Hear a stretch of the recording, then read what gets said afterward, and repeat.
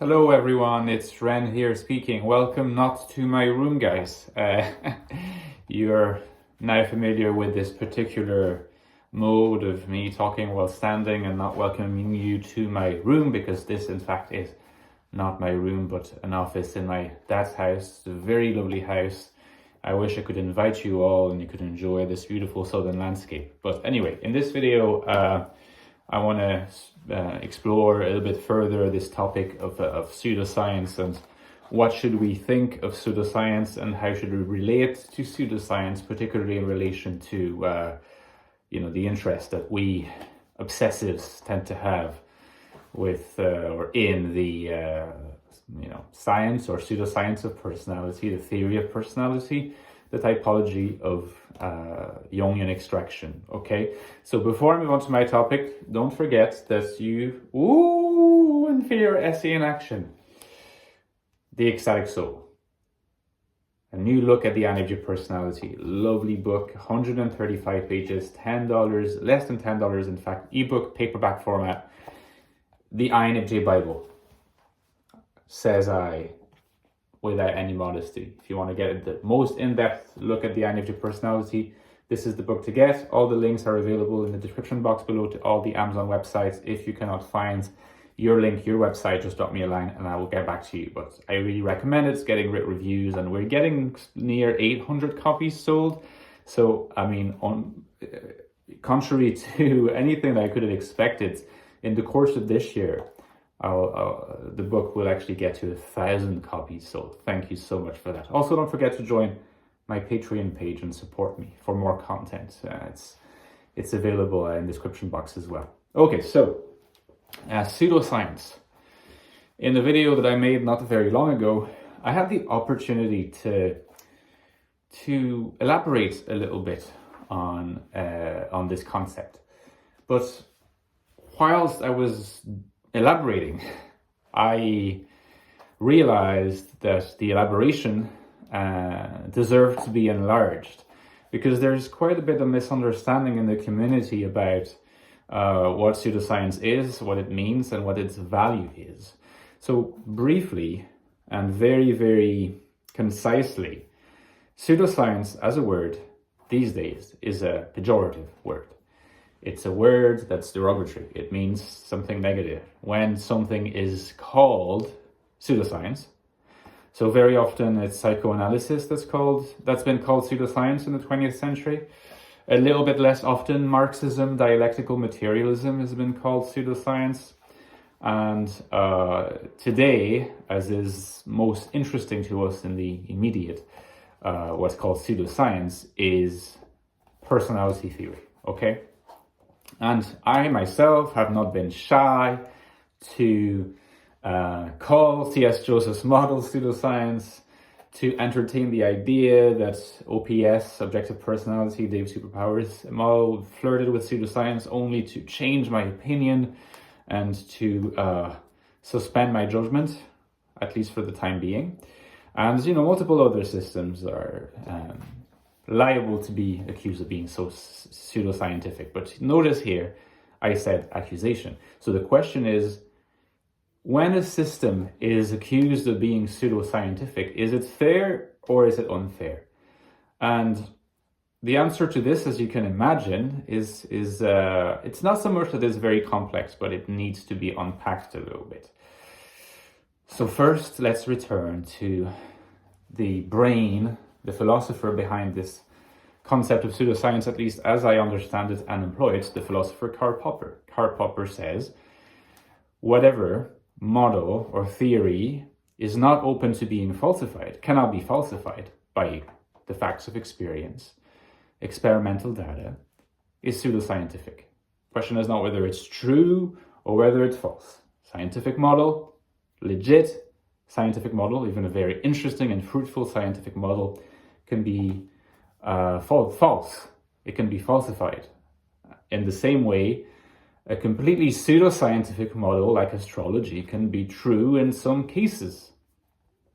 Okay, so it's non-scientific, pseudoscientific, and yet it can be trivially true. It can be trivially true that someone who is a Taurus is very family-oriented, right? So in this case, the prediction is correct. Does it mean that the model is scientific? No, it does not, because nothing can be ever verified and falsified. I'm sorry, because there is always little tidbits of information that will be added here and there to justify that the model is always correct, right? And that's the path to pseudoscience. Now, the problem is that there is this negative connotation with pseudoscience in the typology community, and that's an issue because on the one hand, it puts pressure on whoever comes up with a model to try to promote it as something that's generally scientific, because the model being genuinely scientific is seen as a good thing. But if you consider the criterion to be simply falsifiability, it's not sufficient. In other words, you can have models that are scientific in this strict sense, but are still not good models. They could still be unreliable models. The fact that they are scientific does not mean they're good. But at the same time, if your model, however interesting it is not scientific, you should not advertise it as scientific, because essentially you're lying. You're lying. And there's an incentive to convey the idea that the models are scientific because it's perceived as more valuable by business owners. But pseudoscience has a rich and illustrious history, believe it or not.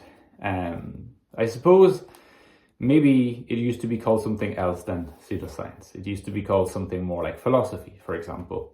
I mean, philosophy, including philosophy of science, qualifies as pseudoscience. That's what a lot of people don't realize. They don't realize that pseudoscience doesn't have to be something like, the charlatans' work, or even astrology, for those who think astrology is nonsense and is of no interest whatsoever, which is not what I think.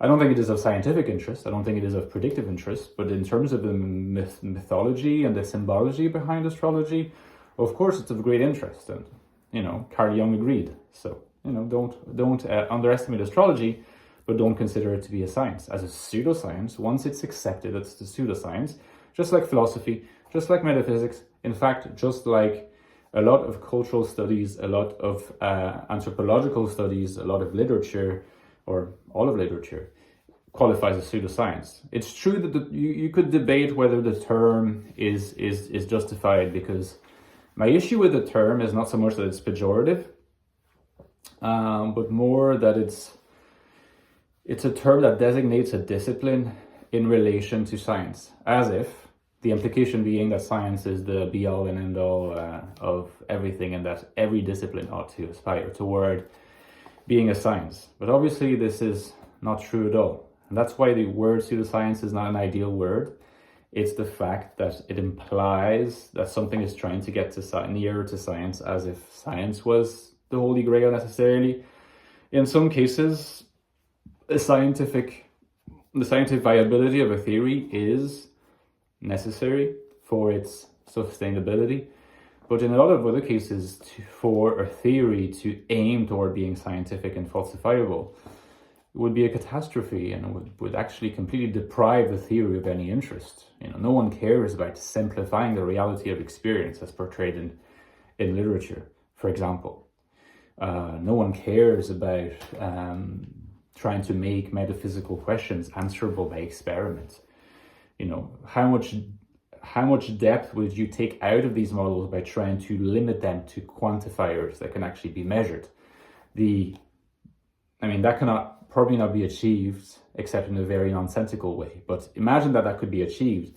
The wealth of information that you would be losing in the process of achieving predictability would be enormous and would defeat the entire purpose. So, it's a good thing that philosophy, literature, a lot of social studies are pseudoscientific, because it allows them to be much more richly descriptive. So descriptive, in fact, that there is too much complexity for the simplicity of the scientific model, and that's completely okay. So always remember, pseudoscientific status suits some disciplines. It's better for some disciplines to be pseudoscientific in this sense, okay?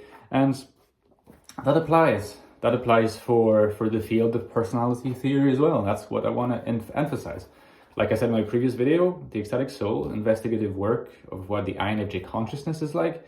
Is there a particular standards, framework in the book, included in the book, for how you could experimentally verify what I advance in this book? No. I wanted to have the speculative freedom to explore and go as deep as I can. It's not a predictive work, it's not a scientific work. So in a strict sense, it qualifies as pseudoscience as much as, the other things that qualify as pseudoscience. And the majority of personality theory these days is true pseudoscience. Some of it is very interesting pseudoscience, like the words of Carl Jung. I mean, again, it might be difficult to admit for some people, particularly people who are enthralled of Carl Jung's greatness and he's a hero for them and they cannot imagine Carl Jung being fallible. It's not even really a question of Carl Jung being fallible. It's simply a question of Carl Jung being an investigative, speculative, esoteric thinker. He had a lot of brilliant ideas for paths of research, but most of the books that he's authored, Psychology of the Unconscious, Psychology of Types, Ion, and so many other works, they're not scientific works. They're not replicable, verifiable works in a strict scientific sense as understood nowadays. They're not falsifiable. And it's honestly, of course, Carl Jung adduces examples and corroborating evidence, but he spends his entire time being like, it is likely that this, it is possible that. It takes about 5 minutes reading Carl Jung to understand that all of his work is essentially pseudoscientific. It takes 5 minutes. Still think Carl Jung is a genius. Still think he's great. So again, the greatest among us, arguably, was a pseudoscientist. So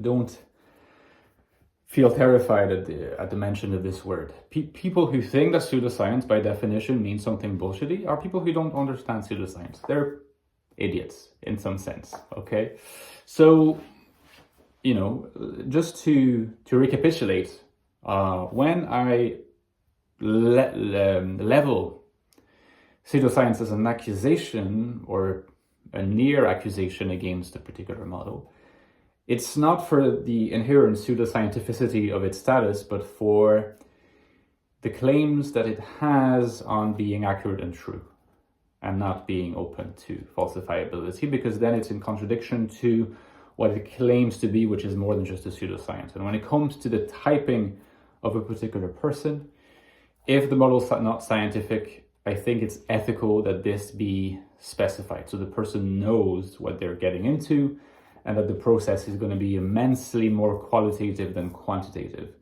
And so they should never, ever take it as a matter of fact that the verdict that's given on their type by these people is the end of the story. In some sense, they'll only have a few more paths or many more paths to explore, to self-explore, to get by themselves to an idea of what their type is.